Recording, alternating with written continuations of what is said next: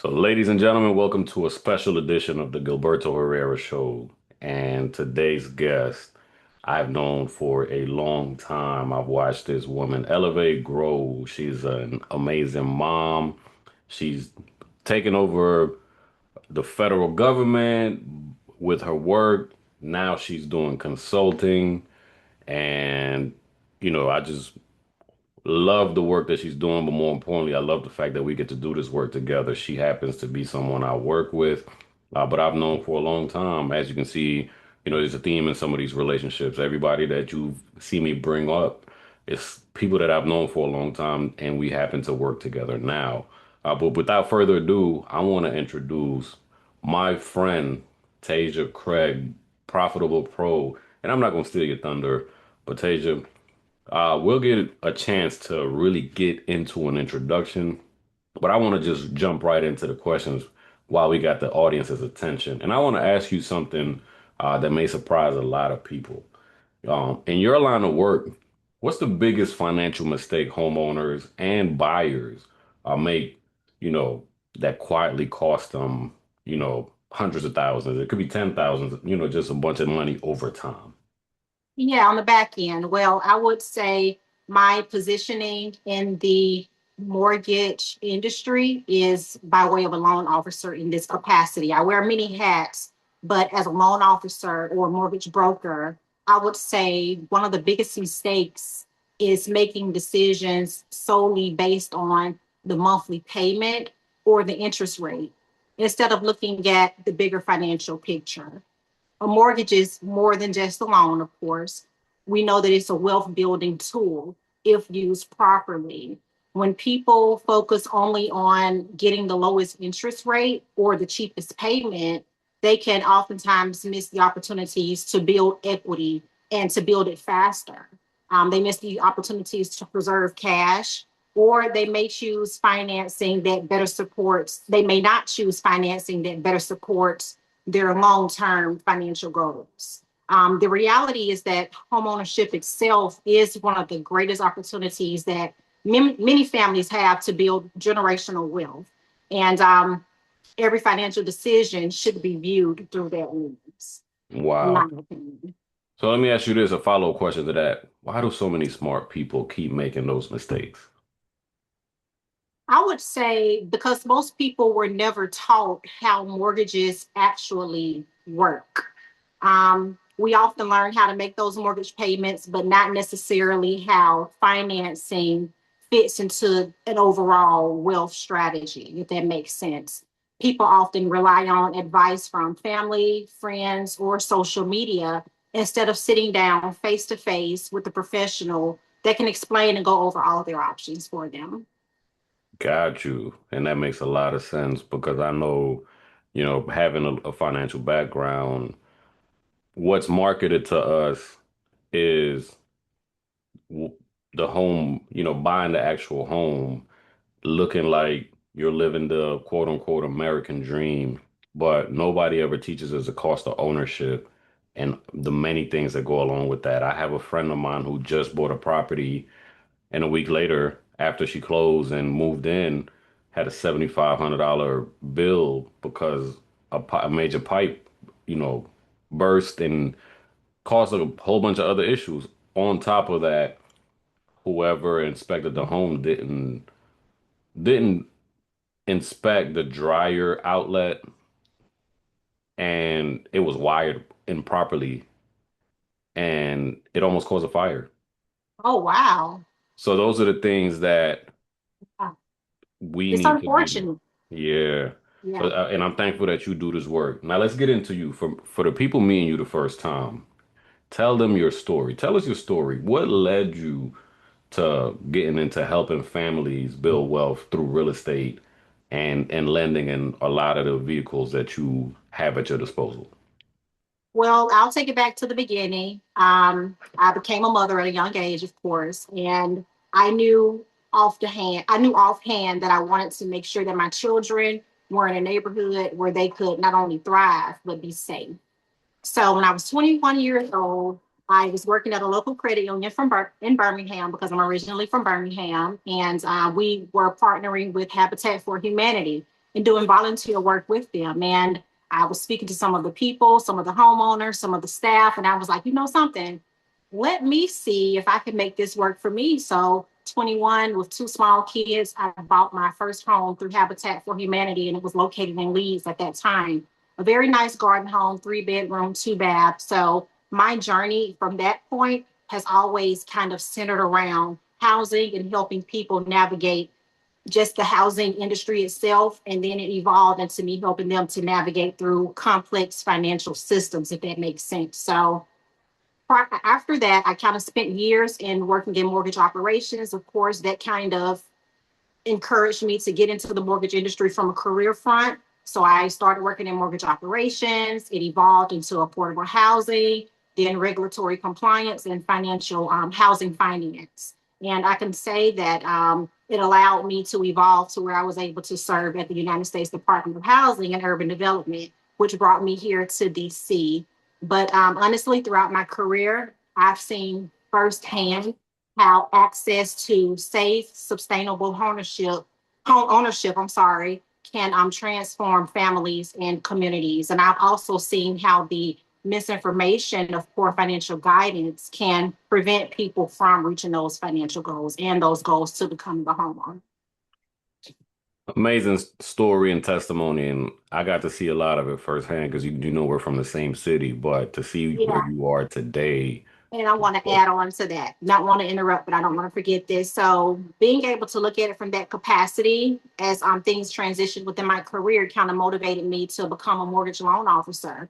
I do that on the side, of course, but I wanted to kind of bridge the gap between policy, compliance, and practical financial guidance so that I can help people make those informed decisions with confidence ultimately. Yeah. So for the people that don't understand those terminologies, what does that look like in practice? So bridging those gaps together, what does that look like for the person that needs to be talking to you? How does that benefit them? Bridging that gap is pretty much for me providing them with key information, breaking it down, ABC layman's terms, where they'll be able to understand it. Because a lot of times we speak in jargon language. The average person may not understand the business, may not understand what does this mean. So breaking it down for them, providing them with the tools they need, answering questions. A lot of clients call me at all times of the day, and I'm always willing to walk them through their various options and is letting them know you have options. Also, shop around. Sometimes they'll feel that once they work with one lender that they can't get a second opinion or that they can't shop around. So I don't come in with an approach of, hey, you have to use me. I educate them. I encourage them to do their homework as well. And I let them know, hey, shop around, find the best rate, not only the best rate, but find the best long-term decision that's going to benefit you and your family. That's amazing. And I appreciate you for being transparent and doing the work and merging those lanes together because I know oftentimes you have to go here for one thing, you got to go here for something else, you got to go here for something else. And if there's not a relationship between those people, that person may be getting conflicting advice and it slows down the process for them. But let me ask you this. Absolutely. Based on where you are today, what was that moment that completely changed the way you looked at, the industry that you're in? Oh, goodness. So working in affordable housing in general changed my perspective. When I started at the Department of Housing and Urban Development, I started in the New Orleans field office and I was able to do some shadow work and work the front office. And when you work on the front office, you're face to face with the community. So there were times where we would be about to close, 4:30, 5 o'clock. People would pull up needing assistance. People would pull up needing shelter for that night, not able to find anywhere for them and their children to lay until the next day because they just could not afford to live in that area. Gentrification caused it. So for me, that really changed my perspective, not only from a lending front, but just to be able to provide those resources. So I would say I realized that behind every loan file, there's a family and a dream. And also there's generational hope that, they'll leave something better for the next. And in those situations where they would come to our doorsteps, they didn't have that generational wealth. So having those conversations is vital.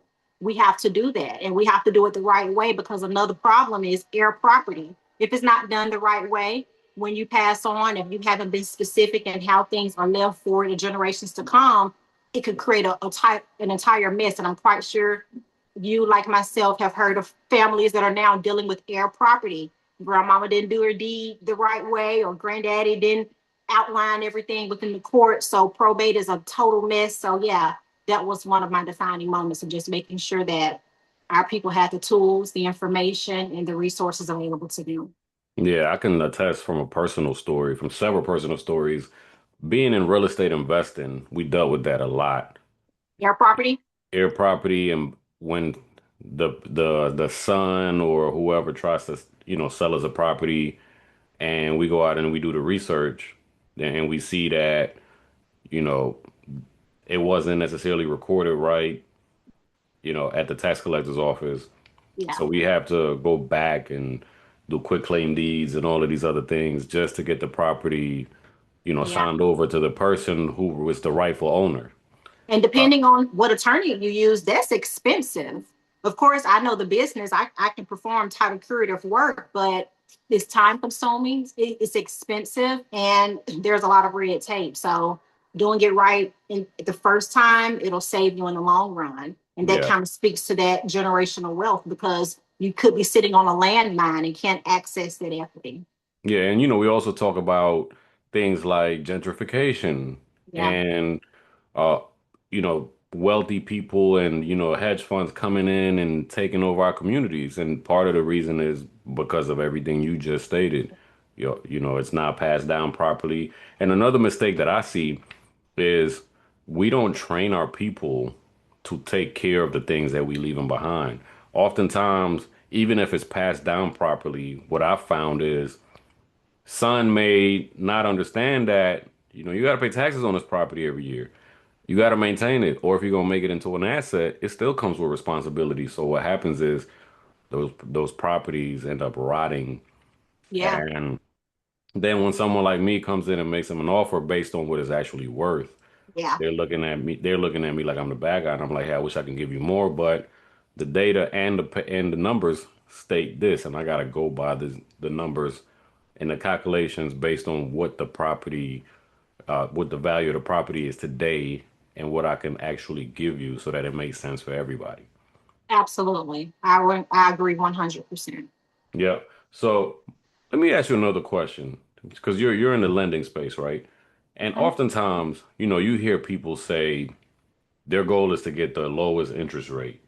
Is that actually like a true thing? Not necessarily. Interest rate is important, but interest rate is only one piece of the puzzle. Sometimes a slightly different financing strategy can substantially save more money over time, depending on someone's goal. So I would encourage my clients to think beyond today's interest rate and kind of ask themselves questions like, how long do I want to stay in this home? What are my long-term financial goals? Do I want the flexibility? How can I build equity strategically? And sometimes the best mortgage isn't always the one with the lowest interest rate. It's the one that supports your overall financial future. And that's just it in layman's terms. Everyone's situation is different. Some people like to move around, so they don't mind buying, building equity, selling, or some people want to, this is my forever home. So every situation is different. So I would just say, collectively speaking, what is your situation? What are your goals? And we'll go from there with making that decision. Because right now the interest rates are higher. They're not going back down to 2 and 3%. We won't see, I don't know if we'll ever see it again, but not right now. And that's just what it is. Awesome, awesome. So, follow-up question to that. I know everyone's situation is different, but regardless of what your situation is, what should everybody be focused on? What works for you? Sometimes people take too much time to make that decision. And one of the biggest mistakes I can say is waiting too long, assuming that they may not qualify, relying on information that may not apply to their unique situation. Everyone's situation is different. So I would just say talk to someone who's in the industry who you trust, a trusted professional. Don't get information from your sister-in-law or your brother's cousin, aunt.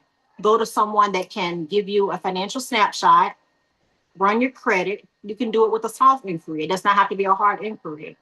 Analyze your income situation, calculate your debt to income ratio, and tell you how much house you can actually afford, and go from there. Awesome. So outside of waiting too long, what are some other mistakes that you see people make before they talk to someone like you, or before they even consider you?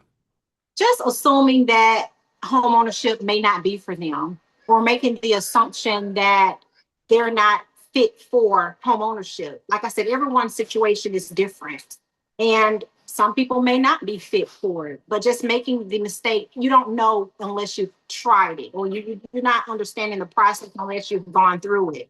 So I think a lot of people make a mistake by going by word of mouth, allowing one person's experience to shape their experience. So I would always say get with a trusted professional and navigate through it that way. And I always tell people that a conversation costs nothing, but delaying one could cost you opportunities. And if you're renting, if that's your preference, do what you need to do in that season. But whether you're ready today or a year from now, having a plan makes all the difference. And in that case, I would say preparation is power.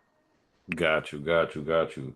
So you are a wealth of knowledge, sister, and I get to work alongside you every day and see you flourish and see you educate, you know, a plethora of people. Can you share one success story from someone who came at you, feeling like they could be overwhelmed or they were possibly confused about their situation, Oh, and you know, absolutely. you completely turned that around after they work with you? Absolutely.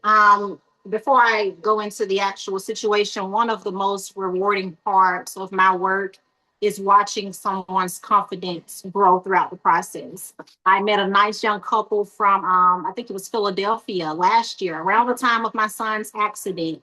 They were looking to buy a home. This was late September because this accident was in October. They were looking to buy a home. They wanted to be in it before the holiday, but she was antsy because she wasn't sure if she had the time. They weren't sure if they could come up with the down payment. It was just so many things that she had already internalized before we had even done the paperwork or gotten her information and was able to assess to see where they were. But initially, they always believe that home ownership isn't possible, especially if they're first time home buyers. I've been fortunate to work with some great agents that can kind of facilitate a great introduction and assure them that they're in good hands. But just being able to help them maintain that confidence throughout the process, to be able to provide them with a pre-approval and be realistic in the process to say, hey, this is what you're able to do. Get with your agent and we'll go from there. So just seeing them go from someone who wasn't sure to someone that's more so getting acclimated with the home ownership terms and getting excited to have those conversations, that always makes everything purposeful for me. Once we review the financial picture and create a roadmap and address a few key terms, they oftentimes realize that they are much closer than what they initially thought. So helping someone realize that homeownership is within reach is always rewarding. Man, that is such an amazing story, and I'm thankful that like I said, I keep saying it throughout this episode. I'm thankful that I get to work alongside you and see you change many lives. Because one of the things that we take pride Likewise. in is we work with genuine people. If you don't have a heart for serving, then we don't Yeah. necessarily align. And you are a server at heart. And you mentioned your son's accident, and I don't know how much you want to talk about that on record, but I remember that time, and I remember how much you had to sacrifice to make sure that your son was getting everything that he needed. And the business suffered a little bit at the time because, of course, family comes first. However, you still made it happen. And, you persevere and you do so many great things. And I got tired of seeing you in the shadows. Man, that's the reason why I was like, let's hop on this and let's do this because more people need to know what it is that you do. Oftentimes in your space, a lot of people in your space don't necessarily put themselves out there.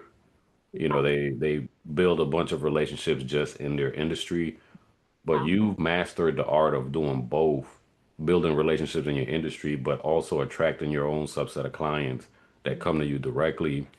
And you don't have to depend on the referrals from the realtor or the title company or whoever else. You have mastered the profit flow, as we call it, inside of our program. So let me ask you a question.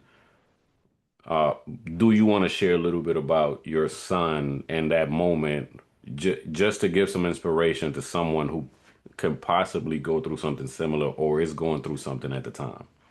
Absolutely. I'll share tidbits of it because it's honestly his story to tell. But my son was involved in a pedestrian involved accident. He was struck by a car while walking across the street and he suffered a traumatic brain injury. This happened on October 3rd, the day before she was 3 at the time, the day before my baby's birthday. And I wasn't aware of the accident until Life 360 pinged him to the emergency room.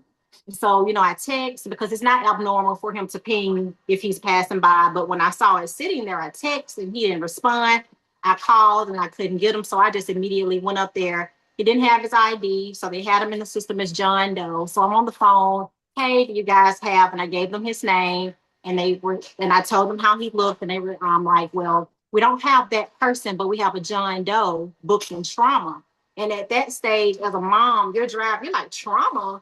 And I was pulling into the emergency room at that time, thank the Lord. And this was about 10:30, 11 o'clock. By this time, the accident happened like around 8-ish. He had, right after 7, he had just left the house, like literally.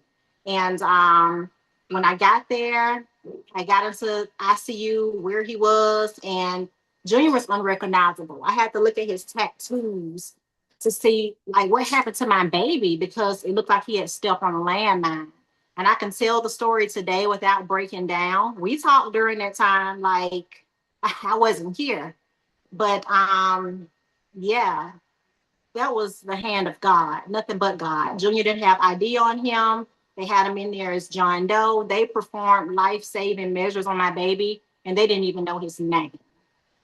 The Wow. detective was like, I was looking for him in the system through his fingerprints. I'm like, no, you're not going to find him in the system. This is a college student. He works. He just graduated high school. Like, this is a good kid. This is not one of those. Just because he got dreads and tats and he fits the description, he's a great kid. But it did set me back from a professional sense because family always comes first. Sometimes, but when those moments come, you have to have yourself stabilized to where if you're not able to make money, you're still going to be able to maintain and eat because you still have to pay bills. Life doesn't stop. So yeah, he was in the hospital from October 3rd to November the 17th. He had to learn how to walk again, how to feed himself again. He was on life support from October 3rd. They had him on a self medically induced coma um, from October 3rd, maybe for like a week and a half, close to 2 weeks. And of course, when you're out of it for that long, when you come to, he was not, he wasn't in his right mind. I pretty much had to keep telling him, Junior, stay calm so they can take out the breathing tube. You're in the hospital, you had an accident. So I was his rock during those times, but he was also my rock because that showed me right there that there isn't anything that God would not bring us through. So yeah, he's walking around today, talking, painting. He's an artist. He's going back to school in August. So I'm blessed. It's humbling. So I stay behind the scenes because I'm in the process of completing my PhD. So I'm a mom. My head is in the books. I'm working, but now I do see that it's time for me to kind of get out there. But that's Junior's story to tell. I'll speak on it briefly in my book. But when he's ready to tell his testimony about how God literally brought him back from the dead, I just hope that he could speak to his generation and be able to bring them to Christ because that's what we do at the end of the day. Amen. So I just wanted the people to hear a little bit about that, to understand that we all go through stuff and we have to persevere. But we won't get too deep into that. We'll save that for part two when you drop your book, which I'm excited about. And then we can talk more into how the things that you had to do during that time to not only be supporting him, but to support yourself and your other baby that you have. I have All four while, kids. right. I have four kids. So yeah, I had to be mama up at the hospital from the beginning of visiting hours up until the last end. I had to feed him because he was on a pureed diet. It's definitely something when you look back, you know how you look back over something that'll bring tears to your eyes. So yeah, it's one of those moments where it's like, yeah, man, we've been through some stuff, but I'm gonna touch on it, and I'll have these discussions with my clients. Like how I'm talking to you right now. We go, we talk, we cry, we laugh, we pray, we encourage one another throughout the process. So it's more than just a financial experience with me. It's me letting you know that anything is possible. And if you can envision it for yourself, we can make it happen together. Absolutely. And look, I want y'all to put into the comments if you made it to this point into the interview, into the show, right? Does she look like she's had four kids? She looks like Four. she's And one, got the four of oldest. them. So does she look like she has four kids? Because I mean, no disrespect, but you know you look good. I tell you that all Thank the time. you. I appreciate that. If they follow you on social media, they'll see every day, you know, when you do your fit checks and you're in front of that mirror, like you are always on point. And that's one of the things Listen, that sets you apart from most people. You not only walk the walk, but you know, your brand itself attracts the right person and you do it with class, you know. In today's day and age, I think a lot of us are missing that. And you do it so gracefully. Like even right now, this is a light day for you, but look at you. So let's listen, shift I gears, appreciate that. I appreciate that. Yeah, the oldest is 20, so I've been doing it for a long time. right? And you're like 25. Ah, don't tell them that. They don't tell them that. They just, they hate on me. But Yeah, yeah, it's humbling, and I'm excited just to see what's in store, for the future because we still got some things to do. we got a lot of work to do. And you Yeah. know, one of the things that when you work, you know, we're gonna get off that subject, but I just want to say, you know, during that time, I was like, hey, we're gonna pause what we're doing when you get ready to pick back up. I got you. Don't even worry about nothing else. I'm here for you during that time. Because I know family is important, and you know you're in a different state than most of your support system, so you Oh, kind of had to do this on your own. yeah. But you know we supported you, and you know we paused what we were doing because I wanted your focus to be strictly on that young man that's phenomenal, Yeah. and you know here we are, we pick back up, and it's like it lit a different type of fire in you. Yeah, it did.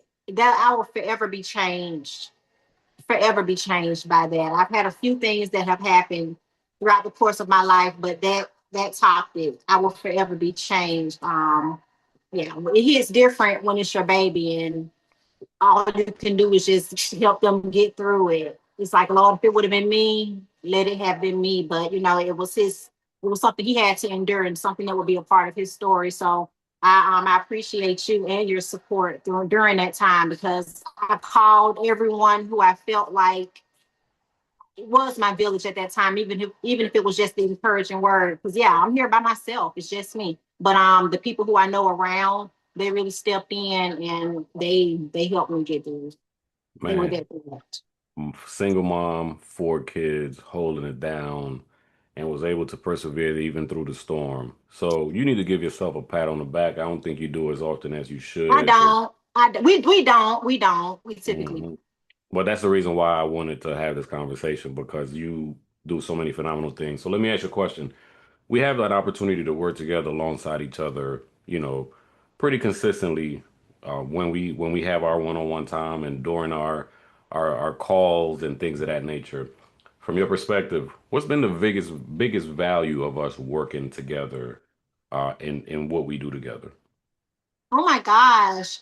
When I contacted you last summer, it was around this time last year, if I'm not mistaken. I had just took the DRP to exit the federal government and decided to go ahead and do my own thing from a consulting standpoint, from that moment, you spoke life into me. You reminded me of who I was because, like, I know who I am, but sometimes when you're going through the day to day motion, when you're in mommy mode, when you're working, you kind of forget who you are at your core in a way.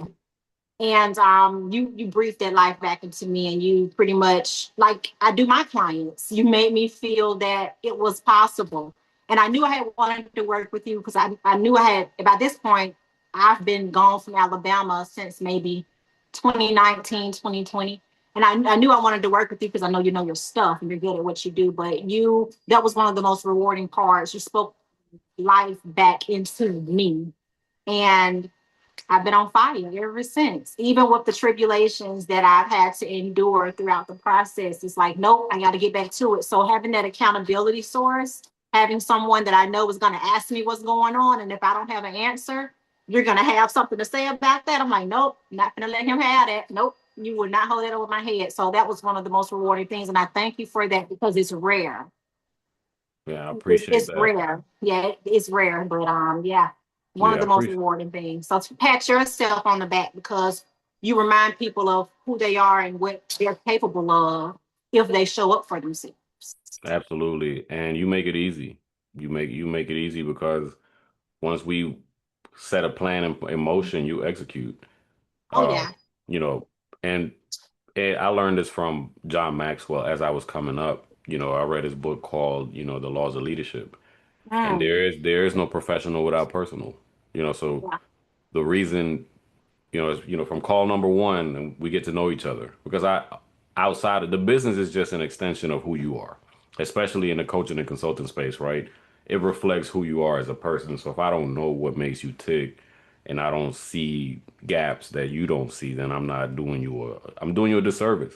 And ultimately, for you to go out here and perform your best, you have to feel your best. You know, Yeah. Communication is 80% body language and tonality, not words, 20% words. So if you're not empowered to be your best and feel your best, and when you show up on camera and online and all of those things, then no one's going to be attracted to you. It's no different than if a man tried to approach you. If he wasn't confident, you wouldn't give him the time of day. Yeah. So Yeah. it's the same in business, and I appreciate you. So let me No ask you a problem. question. There's been a lot of talks about interest rates, affordability, reverse mortgages, which you're well abreast on, right? Mhm. What do you think homeowners should really be paying attention to in the next couple of years, given the new administration and all of the things that are going on right now at the time of this recording? At the time of this recording, and I'm happy you said that because things change day by day. We ourselves, the millennial generation, we've been able to experience and witness things that no generation has experienced before. But I believe homeowners should focus on affordability, number one. That's one of the biggest talking points. But building that equity, financial flexibility, and long term planning. If your breadwinner lost his job next week, how will you guys be able to sustain? The Hmm. conversation shouldn't just be about buying a house. It should be about using, and I apologize if you can hear my background. I'm in a little section where different people have different things going on. But the conversation should not just be about buying a house. It should be about using home ownership as a part of your overall financial strategy. And I was able to do that with the house that I bought through Habitat for Humanity when I was 21 years old. Um, that includes also understanding refinancing opportunities because I was able to refinance once I built that equity and I was able to make life-changing decisions, life-changing moves, and I was able to shift the trajectory of how things are going to go, for me and my children moving forward. It should also include preparing for retirement, protecting that equity, and also even learning about those reverse mortgage opportunities, like you mentioned, when they're appropriate. Once you become a senior, if reverse mortgage is the thing for you, or if you know someone who is a senior, send them my way. I'll be happy to have that conversation with them. But homeowners who thrive will be the ones who make intentional decisions rather than reactive ones. Never make a reactive decision, especially when it comes to your dwelling. your primary principal dwelling, make sure that you're intentional, because you can definitely change the way that your day to day is if you use it to your advantage. Man, that's amazing. So I got two questions for you as a follow-up. You mentioned something earlier, and I just want our audience to be clear on everything that we discussed, right? You said something about a DRP when we first started working. Can you tell me what that is for those that may not be aware of that? When I took the DRP from the federal government. Hmm. Okay, so when Trump came back into office, when his administration came back into the office at the beginning of 2025, he pretty much made it this focal point to reduce the federal workforce. And I wasn't on the brink of being laid off or anything of that nature, but I knew with the changes that were coming about, it was going to make things a little bit different for myself. And I had to just ask myself, is this something that I'm willing to endure for the next 4 years? And he offered this deferred resignation program where if you resign, you will be able to be paid until the end of the fiscal year. And I decided to do so. I was on board when I heard about it the first time, but I wasn't sure if it was legitimate. So I wanted to wait. And then when they announced it at HUD the second time, I took advantage of it. So I was able to resign and obtain pay until the end of the fiscal year. During that time, I started a consulting agency. I reactivated my NMLS and started back originating loans. And of course, I've always been a notary, but I kind of focused more on being a notary, doing notaries for closings, estates, whatever was needed, whatever is needed in my community. I put myself out there for that. But I took the deferred resignation program and just allowed myself those months of receiving pay, building my business, and doing things that I would not have done or been able to do if I would have stayed within the federal government. I don't know what the future entails as far as me returning, or if that's something that I even want to do as an employee. Now I don't work for the government. I work with the government. I'm on sam.gov, of course. I'm a contractor now, so I can actually do contracts for the government or businesses or whomever. But yeah, when I saw that opportunity and I decided to take a step out on faith and say, I love what I'm doing, but I can still do it from a different capacity. And so I went from earning one source of revenue into now I'm earning like maybe it's about to be five sources of revenue. I have five different revenue sources that can bring in. And of course, when you're starting out, when you're in the beginning phases, you're not going to automatically go to making 500K overnight. But as long as you continue to build, you'll look up and say, wow, one business is at 500K. What are the other ones doing? So that was something that it was a faith move. And I've been stepping out on faith since I had junior and 12th grade. And it's always worked out in my favor eventually. But you have to use wisdom and have a plan B. And I had a plan, and you helped to orchestrate that. Absolutely. And I'm Yeah. thankful that we get to work together each and every day. I'm gonna keep saying that. Thank And you you. also mentioned something about a reverse mortgage. Oftentimes, when we think about a reverse mortgage, we see those commercials late at night with the white people. For those that don't understand, what is a reverse mortgage? Reverse mortgages have a very, very bad rep in our community. And that is because when our elders decide that they want to do a reverse mortgage, they don't discuss it with the family. So they're not certain that we are basic that a reverse mortgage is on a home. But basically, when you get to the age, I think it starts at 55 for certain products. But once you reach retirement age, you're able to basically sell your mortgage to a reverse mortgage entity and obtain your equity back to you.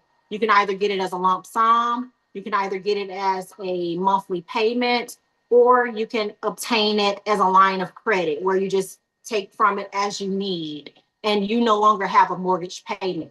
So let's just say you're retired, you get Social Security, and your Social Security amount is limited. You don't want to sell your home, you want to remain in your home, but you want to be able to enjoy your retirement and um, pretty much maximize your monthly income without having to touch your 401ks, without having to touch your trust if you have it. You can do a reverse mortgage. When I worked at, I was working at Mutual of Omaha for a little while. And when I would talk to my clients, of course, we had a script But I will also ask them, is there anyone in your family who we can incorporate into this process? Because I want to make sure that someone is aware that we're going this route so that upon your demise, your family will have a backup plan, have some type of life insurance policy or something in place where they can pay that mortgage off and keep that house in the family. And sometimes they would be willing to, provide that information, and other times they wouldn't. That's on them. But if you have an elderly family member that owns their home, whether they're struggling or whether they have financial freedom, have them to look into a reverse mortgage and how it may benefit the family. But I always say collectively, those decisions should be made with whomever those heirs are, if they're their immediate children, caregivers, or grandchildren. They should be a part of that process too, so that they'll be able to ask us the questions that are needed. Hey, what happens when this person passes away? You don't have to immediately vacate the home. You guys have about 6 months to pay down that mortgage payment or refinance it and keep the home in the family. So there are options to it. When I first got into the reverse mortgage space, I was kind of antsy myself because I had heard horrible things about it. But as I educated myself on what the program was and what the program entailed, I said, wow, it can be a great tool for someone who is a senior that wants access to a large sum of money and wants to be able to invest. You can get the money and put it in, you can do whatever you want to do with it. It's not any limitations and it's tax free. Wow. So for someone watching, I hope this, just that nugget alone, you can take back and it sparks something in you. And Yeah. speaking of which, who is the perfect client for you? If someone today you know is watching, right? How do they know they should pick up the phone and call you? My ideal client, I would say, is someone who values education and wants a trusted advisor, not just someone to process their paperwork.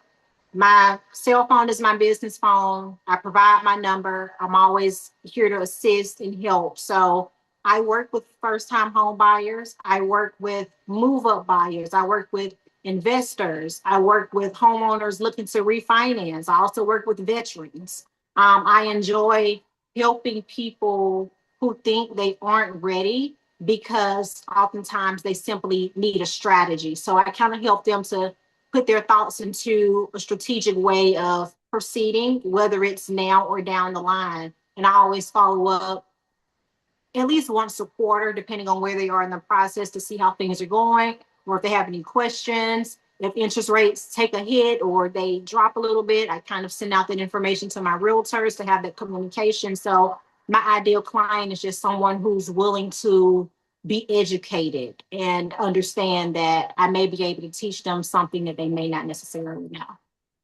Man, okay. So that's good to know. So if you're watching and you fit that category, make sure that you call Tasia.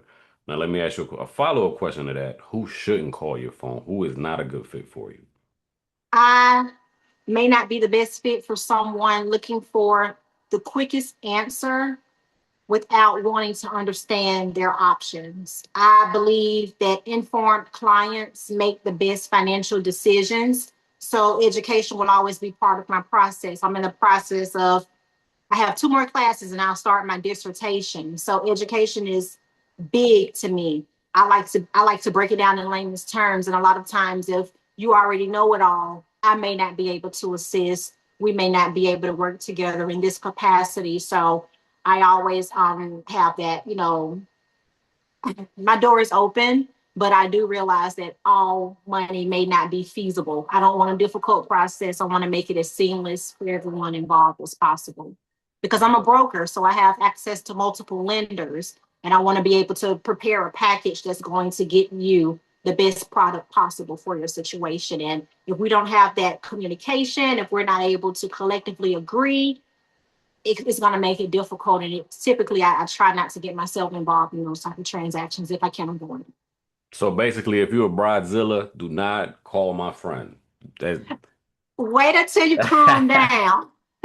I'm not saying don't ever call me, because if you may be mad one day, the next day, and I've had clients like that. Like I've had someone to go bananas on me, and I'm like, well, okay. And they called me back a few days later. It was a reverse mortgage client, actually. I'm used to it from the elderly. You're going to get that with them.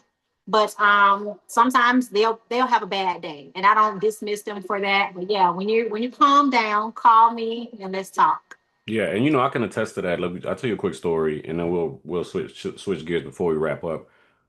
I used to work at Verizon, and at the time, you know, the elderly were against technology. So they were going from, they didn't even want a cell phone at all, let alone swapping from a flip phone to an iPhone or an Android. They were so used to people trying to rush them out of there or feeling like, you know, they're out of place that they all already come with those preconceived notions and that attitude, like they're not going to treat me well because I don't know as much as they do.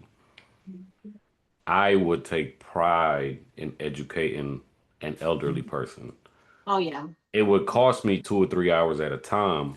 However, I was the only one that did it for the most part. And that person referred everyone in their family to me and would tell everyone about me to the point where I would set up 1 day a week and just onboard them because I got known for helping that audience and being patient with them and breaking down complex things that someone else was never going to be able to do or may not have had the patience. Yeah. So I am 100% with you when it comes to the elderly. A lot of the times it's not even an issue with you. It's an issue of the fact that they feel like they'll never be able to understand something and something is being forced on them because Yeah. the world evolved a lot faster for them than it did for us millennials. That makes sense. Yeah, that makes sense. You just have to be patient. They'll always come around. Like I said, give them a day or so after they have their spiel, and they do refer. A lot of my elderly clients in the reverse mortgage space, they're going next door because a lot of them stay in elderly communities. They'll go next door. Hey, I would mail them my card, pass it out. I would, if I had to, I would drive to their home and have a one-on-one with them, and they would introduce me. So yeah, I definitely can attest. Once you get through that initial phase of them freaking out because it's unfamiliar, they do make one of the best clients. Absolutely, absolutely. So let's do some rapid fire. I want to ask you some quick questions, right? And I just Okay. want you to answer them briefly. What's the biggest money myth that you've heard of? That you have to be wealthy to build wealth. Okay. Best investment you've ever made. Investing in my education. Let's go. What's a book every homeowner should read? A book that every homeowner should read. Hmm.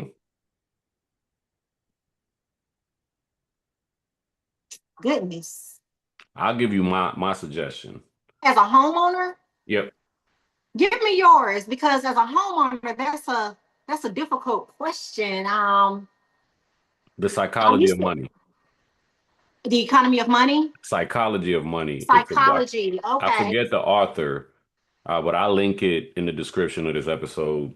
You know, we get no credit for referring someone to go get this book, but it talks about why we make decisions as it relates to money and the psychology Mm. behind it. But also, it talks about the history of how we got to where we are from how mortgages were created, credit cards, and debt, and all of those Oh things. yeah, It's a yeah. phenomenal book. So it's in our community, in our reading suggested reading list. You know, I got a probably 100 books there, but in the finance section of our community, that book is linked there. Okay, I'll have to check that out. I do. I would. I haven't thought of it from a homeowner's perspective. Now, in my early 20s, I was Dave Ramsey all day, every day. And it did help me to make that decision to buy a home so young, and it worked out. Yeah, me and Dave Ramsey got a love-hate relationship. I agree on some of the things he says and some don't. But hey, Yeah, shout out to him for planting seeds in someone's head absolutely, to take money serious, rent or buy, absolutely, absolutely. rent or buy. Oh, depending on where you are in life, when you're ready to buy, definitely buy. But I definitely would say if you have to rent for now, do so, but let it be a temporary need. Got you. Biggest lesson entrepreneurship has taught you. The biggest lesson that entrepreneurship has taught me is I will never stop learning. Wow. That's one of the biggest lessons. You will not know everything coming in, and each day, if you open yourself up, you will learn something new each day, and it's humbling. Got you. One financial habit everyone should start this month. Investing. Mm, You let's can go. save, but invest, even if you're only investing in self. And I don't mean only to pull it down, but investing. Let's go. Coffee or tea? See, Okay. Healthy. Morning or night owl? I'm Morning a person night or night? owl. I'm a night owl. I'm a Okay. night owl. See, I'm a morning person. By night, I'm 8:30, 9 o'clock, I'm out of here. That's when I get my best work done in the wee hours of the night. And so when you wake up and you see something, yes, because I was up till 3:30 a.m. working on this. That's all right. Hey, listen, we make it work, Yeah. despite our crazy schedules. So, last question. If someone remembers only one thing from our conversation today, what do you hope it is? If someone remembers one thing from this particular conversation, I hope that they remember that home ownership isn't just about purchasing property. It's about creating opportunities, building wealth, and changing the financial future for your family. And for me, my goal is to educate, empower, and help people make those decisions that serve them not just today, but for years to come. Amazing. So, this has been an incredible conversation. We were supposed to go 30 minutes, but we exceeded that by 30 minutes. Are you serious? Yeah, but that's what happens when you have a great conversation. And I'm And long winded, so I'm sorry. no, you're good. That's what these conversations are for. Yeah. When when it flows, and I wanted people to really hear your story because I know you're a phenomenal human being. And a part of why I do what I do with this show, of course, I interview some of the top minds in the world, but I also have a duty to people like you who trust me to help them grow their business. And a part of that is me sharing my audience with people like you who I trust, who I know deliver exceptional value to the world, and who I know has been in the shadows for far too long. So, if you're watching this and you realize, that making decisions as it relates to your finances probably have been skewed, then you need to, how can they reach you? Goodness. You can reach me via LinkedIn, Tasia Craig, Facebook, Tasia Shamil. I'm on Instagram. That's not the best way to reach me, I would say. And you can also go to my website, www.prolificcompliancesolutions.com. And I have a Discover Me link where you can book a discovery call and we can speak there. Got you. So I'll make sure to link all of that stuff in the description of the channel and in And the I'll send description. it to you, yeah, because I also have a link. We already have it, but Okay. I got you. Okay. And this has been amazing. But if you're watching this and you've gotten value out of this, make sure that you like, comment, subscribe, follow Tasia on all of her platforms, and you just ensure that you stay along for the ride. Because this is not the last time that you're going to see Tasia. When she drops her book, we're going to do another one, and it's going to be even bigger and better. And I can't wait to see the many, many more success stories that she is about to release to the world. So Yeah.